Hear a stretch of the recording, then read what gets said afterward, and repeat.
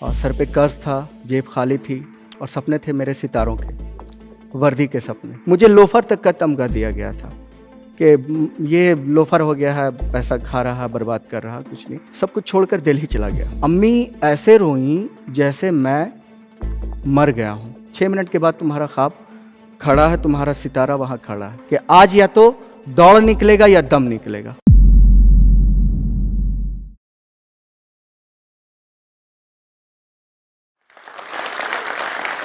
मैं जहाँ से आता हूँ वहाँ पर लोग सऊदी जाकर काम करने के बारे में सोचते हैं, अपना घर चलाने के लिए। अफसर बनना तो दूर की बात, मेरे कई सारे दोस्तों ने यही किया और यही प्लान मेरे लिए भी किया गया था।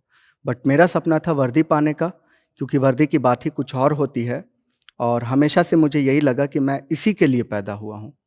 Hello everyone, my self is Haider Ali and I am belonging from Sheikhpura district in Bihar. Currently मैं बिहार एक्साइज पुलिस में as a sub inspector posted हूँ। और ये जो मेरी जर्नी है वो थोड़ी सी टिपिकल रही और थोड़ा हर्डल्स मेरे सामने आए। मैंने अपनी स्कूलिंग शेखपुरा से ही की है और मेरे फादर का दूध का बिज़नेस था वहाँ पे, मेरे भैया का दिल्ली में बिज़नेस था। जब मैंने ग्रेजुएशन कंप्लीट की तो फाइनेंशियल कंडीशन बहुत ज़्यादा अच्छी नहीं थी और सर पे कर्ज था, जेब खाली थी और सपने थे मेरे सितारों के, वर्दी के सपने।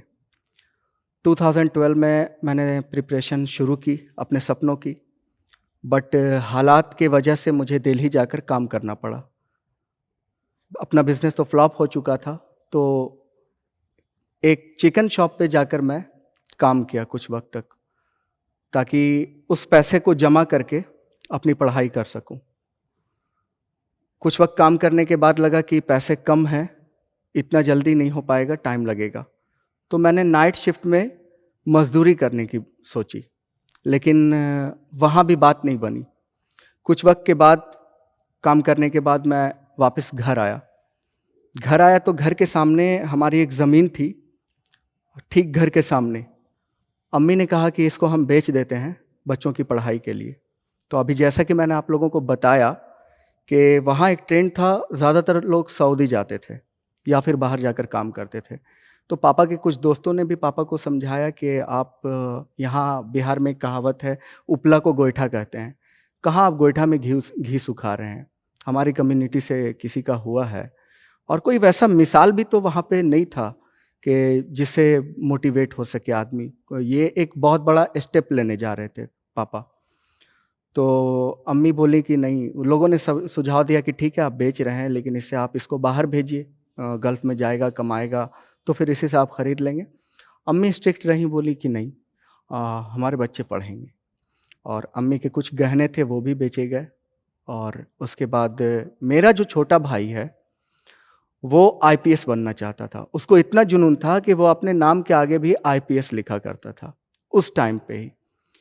तो मैंने उससे कहा कि अब हम दोनों चलते हैं पढ़ने के लिए।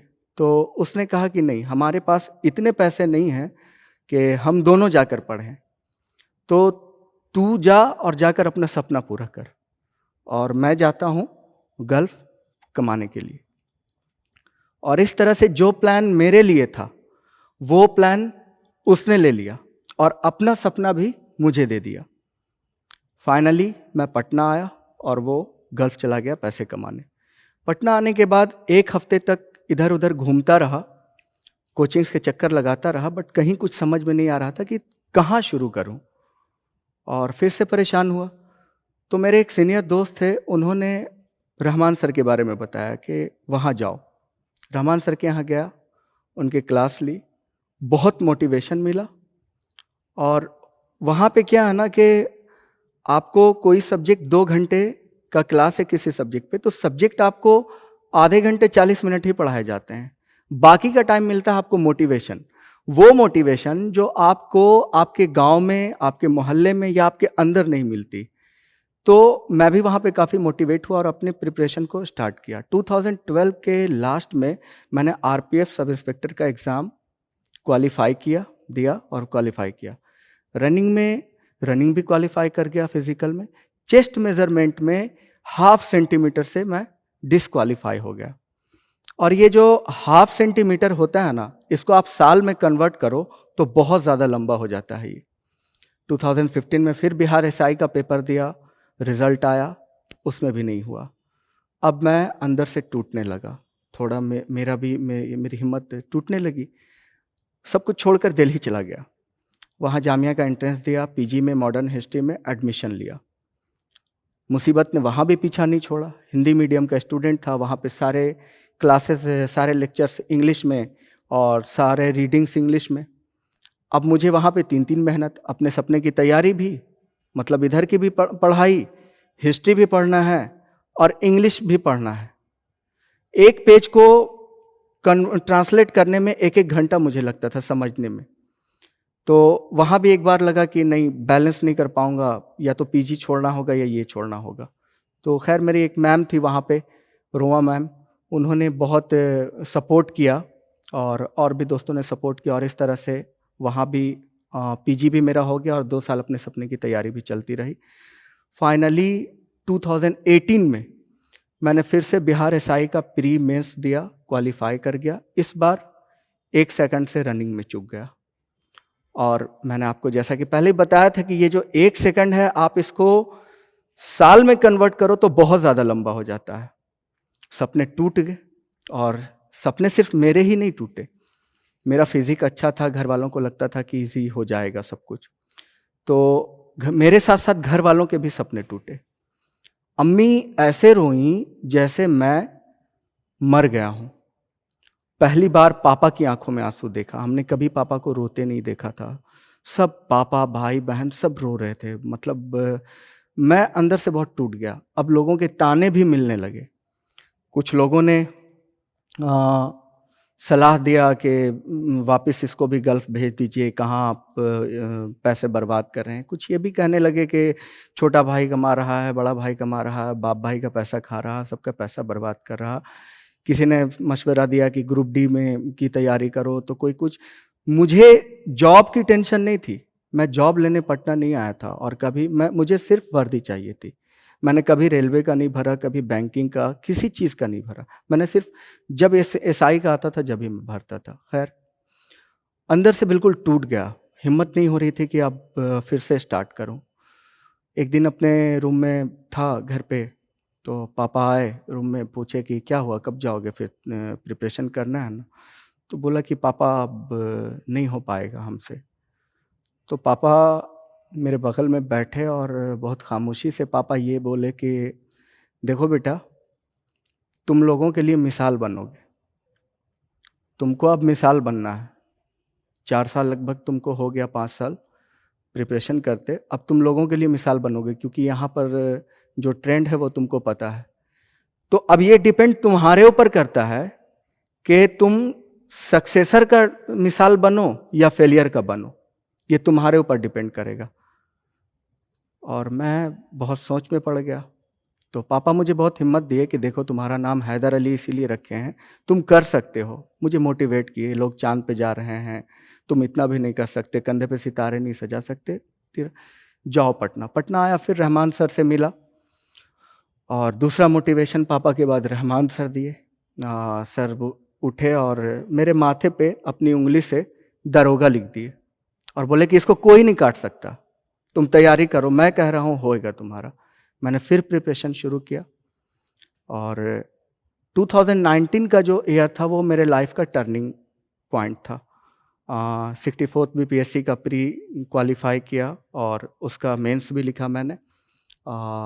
नेट का पेपर क्वालिफाई किया, एक्साइज का प्री मेंस सब क्वालिफाई किया। लेकिन एक चीज़ मैंने ये किया था कि इस बार मैंने किसी को अपने रिजल्ट और एग्ज़ाम के बारे में घर में भी नहीं बताया। ये सिर्फ मेरा छोटा भाई जानता था, और मेरे कज़न ब्रदर शाहबाज भैया जानते थे, और 2-4 दोस्त। क्योंकि डर ये था कि फिर सपने टूटेंगे, फिर सबका दिल टूटेगा। हज भवन से कॉल आया फिज़िकल के लिए, लियाकत सर वहाँ पे कोऑर्डिनेटर, उन्होंने कॉल किया कि आप आइए यहाँ फिज़िकल की प्रिपरेशन के लिए। गया वहाँ पे, वहाँ भी फ्री ऑफ कॉस्ट प्रिपरेशन कराई जाती है और बहुत मोटिवेट किया जाता है, कोचेज़ बहुत मेहनत करते हैं। हमारे ऊपर भी किया गया। 1 महीना लगभग हमारे पास टाइम था प्रिपरेशन के लिए, बहुत हार्ड वर्क कराया गया। एक दिन में 20 किलोमीटर दौड़ाया जाता था, और किसी दिन 3-3 टाइम दौड़ाया जाता था हम लोगों को। इसी तरह चलता रहा। किस्मत इस बार भी आज़मा रही थी बहुत ज़ोरदार तरीके से।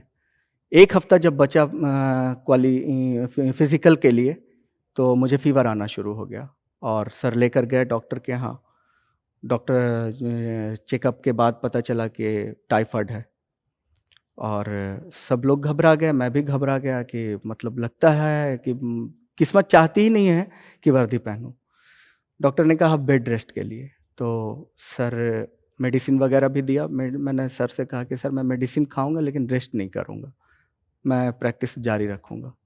और फाइनली मैंने अपनी प्रैक्टिस जारी रखी। सर ने कहा भी कि तुम शाम वाला प्रैक्टिस एक टाइम का छोड़ दो, एक टाइम मेंटेन करो। मैं बोला नहीं, मैं प्रैक्टिस जारी रखूँगा। मेडिसिन लेता रहा, प्रैक्टिस करता रहा और फाइनली जिस दिन जाना था सर मेरे साथ मेरे जो कोचेस थे वहाँ पे वो भी गए बाहर में और सर दूर से मुझे दिखाए कि 6 मिनट में 1600 मीटर हमें दौड़ना था। तो सर ये बोले कि तुम्हारा ख्वाब उस 6 मिनट के बाहर है। 5 गेट था, 5वां गेट क्रॉस करने के बाद दौड़ कंप्लीट होना था। बोले उस 6 मिनट के बाद तुम्हारा ख्वाब खड़ा है, तुम्हारा सितारा वहाँ खड़ा है, अब तुम्हारे ऊपर डिपेंड करता है। मैं गया, जो स्टेजेस थे वो पार करते हुए। उसके बाद जब ट्रैक पे मैं रनिंग के लिए खड़ा हुआ तो मैं ये सोचकर उस दिन दौड़ा था कि आज या तो दौड़ निकलेगा या दम निकलेगा, और ये सोचते हुए मैं दौड़ा। अल्हम्दुलिल्लाह सारे स्टेजेस पार करता हुआ और मेरा हो गया सब कुछ कंप्लीट। एक्साइज एसआई में मेरा सिलेक्शन भी हो गया। तब घर में बताया और घर वाले शॉक थे, सरप्राइज थे कि मतलब ये कैसे हुआ। तो फिर मैं बताया कि इस वजह से मैंने छुपाया था। और इस बार फिर सबकी आंखों में आंसू। जब घर में ये पता चला, सबकी आंखों में फिर से आंसू था। मेरे फेलियर पे नहीं, इस बार मेरे सक्सेस पे। और जो मिसाल बननी तय थी वो मिसाल बनी। अब मेरे मोहल्ले के बच्चे और मेरे घर के भी बच्चे वो बाहर नहीं जाना चाहते हैं, सऊदी नहीं जाना चाहते हैं। वो लोग भी मेरी तरह बनना चाहते हैं और कुछ बड़ा करना चाहते हैं वो लोग भी। होता क्या है ना कि लोग सोचते हैं कि हम 6 घंटे 8 घंटे या 10 से 12 घंटे पढ़ेंगे और हमारा एग्ज़ाम क्लियर हो जाएगा। नहीं, ऐसा नहीं है। पढ़ना तो आपको है ही, क्योंकि एग्ज़ाम का और मेहनत का कोई शॉर्टकट नहीं होता।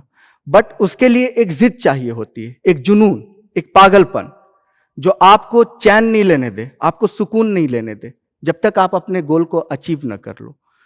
तो आप ये सोचिए कि मैं एक ऐसे कम्युनिटी से निकल कर आया और एक ऐसे जगह से आकर वो किया जिसके बारे में किसी ने सोचा नहीं था। मेरे बारे में किसी ने नहीं सोचा था। मुझे लोफर तक का तमगा दिया गया था कि ये लोफर हो गया है, पैसा खा रहा, बर्बाद कर रहा, कुछ नहीं। मैंने वो किया। इतने सारे फेलियर्स के बाद जब मैं कर सकता हूं तो आपको क्या रोक सकता है? बस खुद पे मेहनत, अपनी मेहनत पे भरोसा रखिए। पहले ये सोचिए कि मुझे ये करना है, मैं इसी के लिए पैदा हुआ हूं, और एक वे कोई पकड़िए। ये नहीं कि ये भी फॉर्म भर रहे हैं, वो भी फॉर्म भर रहे हैं, उधर भी भाग रहे हैं, उधर भी भाग रहे हैं। अपना एक टारगेट गोल कीजिए कि हाँ मुझे ये चाहिए, और उसके लिए फिर आप दिन रात लग जाइए। चाहे कितने भी मुश्किलात आए, मुझे इससे डिगना नहीं है, हटना नहीं है। एक जिद, एक आग, एक जुनून, वही आपको रिजल्ट दिलाएगा। बस यही कीजिए, खुद पे भरोसा रखिए और चलिए आगे। आपका भी रिजल्ट होएगा, आप भी अपने टारगेट को अचीव करेंगे। आप भी कल यहां आकर खड़े हो सकते हैं। लगता था शायद मैं आईएएस बन भी जाऊं तो मुझे इंग्लिश शायद नहीं बोल पाऊंगा।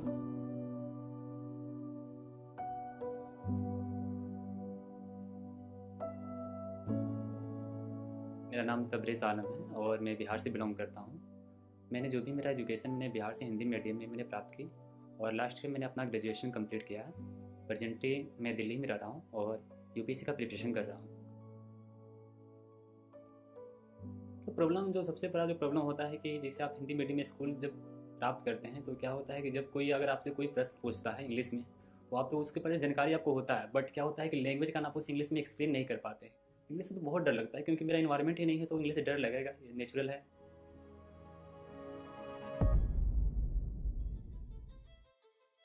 मैंने जो स्किल एप्लीकेशन के बारे में मैंने सुना, तो मैंने जिस स्किल के बारे में सुना और जाकर उसे इंस्टॉल भी किया था और मैंने उसकी जो भी प्रोसेस है मैंने उसे जाना और इंग्लिश स्पीकिंग कोर्स के लिए मैंने क्लास स्टार्ट कर दिया। पहले तो थोड़ा बेसिक पोर्शन ग्रामर का बताया जाता है, उसके बाद वोकैब्स का जो प्रैक्टिस करना पड़ता है, उसके बाद रीडिंग प्रैक्टिस होता है और अल्टीमेटली आपको प्रैक्टिस करना पड़ता है आपके प्रैक्टिस पार्टनर से। 10 मिनट आपको मिनिमम बात करना पड़ता है, उसके बाद आपका एक जो कोर्स होता है वो कंप्लीट हो पाता है। मैं बोल सकता हूँ श्योरली कि मैं किसी से भी कोई भी पर्सन हूँ मैं उसे इंग्लिश में कम्युनिकेट कर सकता हूँ, मुझे कोई इशू नहीं है।